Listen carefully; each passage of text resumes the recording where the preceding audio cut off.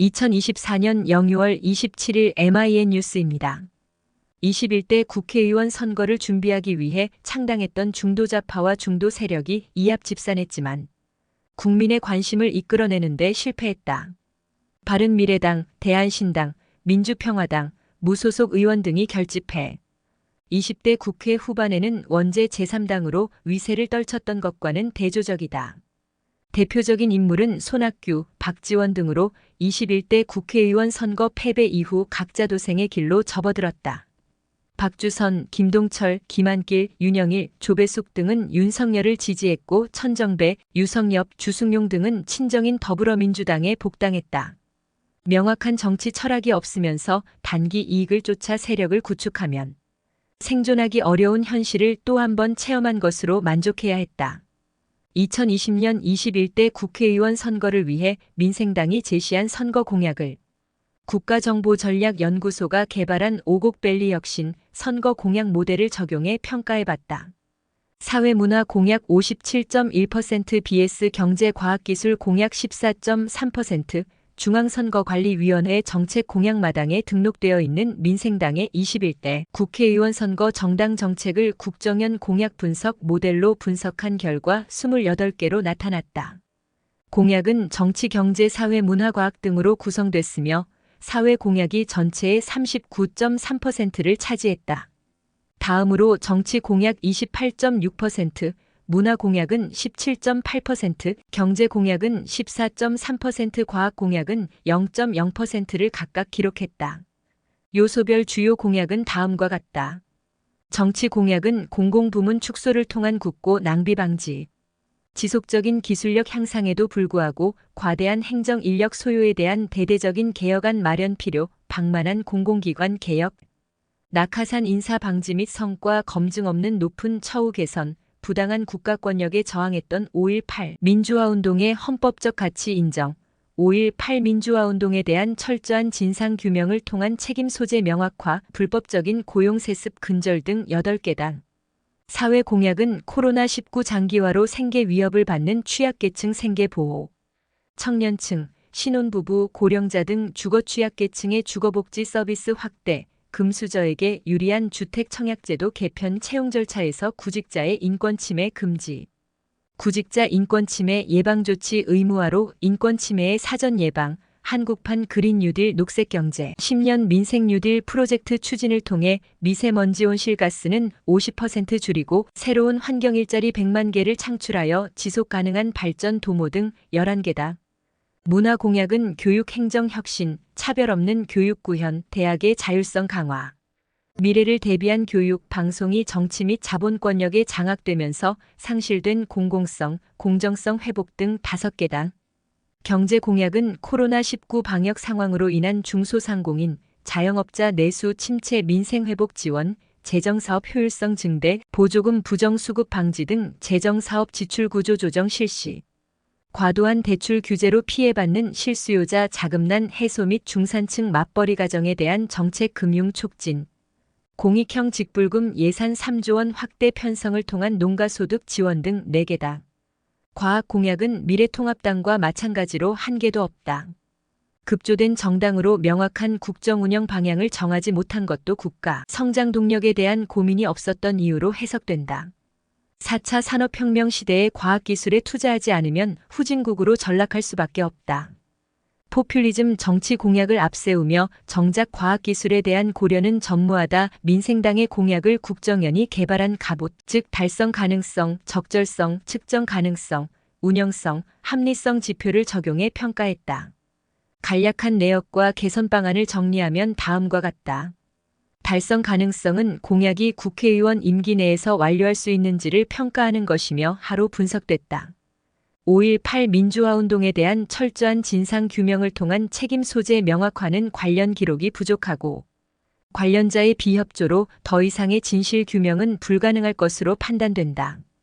방만한 공공기관 개혁, 낙하산 인사 방지 및 성과 검증 없는 높은 처우 개선은 공기업은 정권의 전리품이라는 인식이 강해서 낙하산 인사 방지는 불가능하다.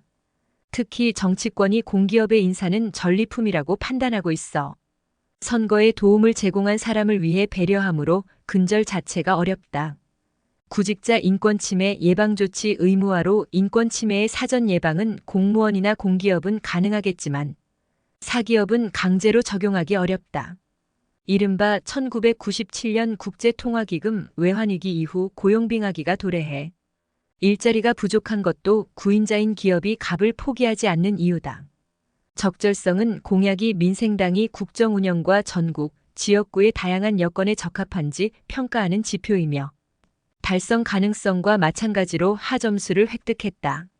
공공부문 축소를 통한 국고 낭비 방지는 세금 낭비를 줄이는 것은 좋지만 복지 재정의 강화로 공공부문 축소가 어렵다. 정부 효율성 증대 방안 마련으로 최소 비용, 국민 행복 증진 최대화 추진은 국민 행복 최대화는 좋은 목표이지만 효율성 증대 방안을 찾기가 쉽지 않은 점을 고려해야 한다. 재정사업 효율성 증대, 보조금 부정수급 방지 등 재정사업, 지출구조 조정 실시는 적자 규모를 축소하는 것은 바람직하다. 측정 가능성은 공약의 성과를 측정할 수 있는지를 평가하며 모호한 공약이 남발되는 상황을 예방하기 위한 목적이다. 코로나19 방역 상황으로 인한 중소상공인, 자영업자 내수 침체 민생회복 지원은 회복을 할 목표가 명확해야 하며 지원 방안을 구체적으로 제시해야 완료되었는지 판단할 수 있다. 교육행정혁신은 교원단체의 반발과 학부모의 무관심, 공무원의 무능으로 혁신은 불가능하며 혁신의 기준도 없다.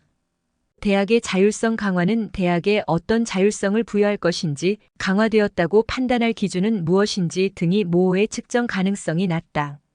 운영성은 행정조직과 공무원이 공약을 실천할 역량과 조직체계를 구축 운영했는지 평가하는 지표로 하의 점수를 받았다.